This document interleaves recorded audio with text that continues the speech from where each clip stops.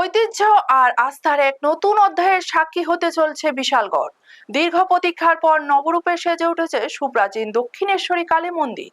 প্রায় এক বছরের নির্মাণ কাজ শেষে আগামী বাংলা 2 ইংরেজি 17 জুন মন্দিরের পুনঃপ্রতিষ্ঠা অনুষ্ঠিত হবে বলে জানিয়েছেন পরিচালন কমিটি।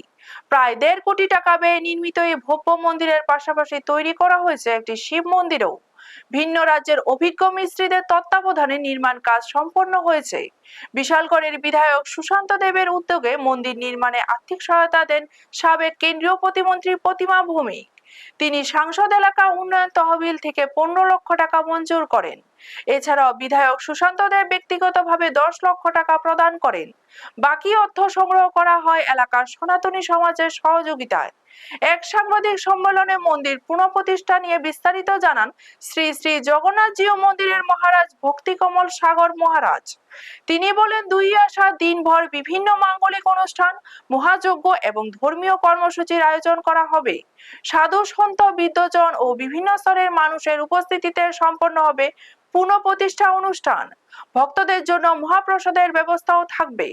গত বছরের মার্চ মাসে ভূমি পূজনের মাধ্যমে শুরু হয়েছিল নির্মাণ কাজ। মাত্র এক বছরের মধ্যেই নবরূপে সেজে উঠেছে বিশালগড়ের ঐতিহ্যবাহী দক্ষিণেশ্বরী কালী মন্দির।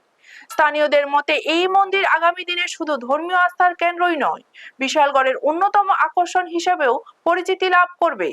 ব্যুরো রিপোর্ট, নিউজ তৎকাল 24।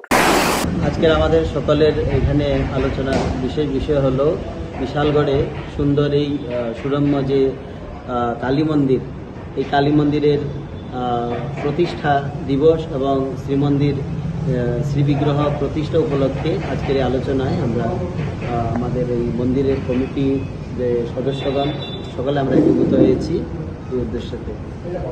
এই অনুষ্ঠানেতে কিংবা এই আলোচনায় আমরা সিদ্ধান্ত হয়েছে যে আমাদের একটা পূর্বে আমরা তিথি দেখেছিলাম জ্যৈষ্ঠ মাসের 1 তারিখ, এরপরে আমরা সেটাকে পরিবর্তন করে আমরা আষাঢ়ের 2 তারিখ আমরা এই অনুষ্ঠানটি আমরা করব, এখানে মন্দির প্রতিষ্ঠা হবে।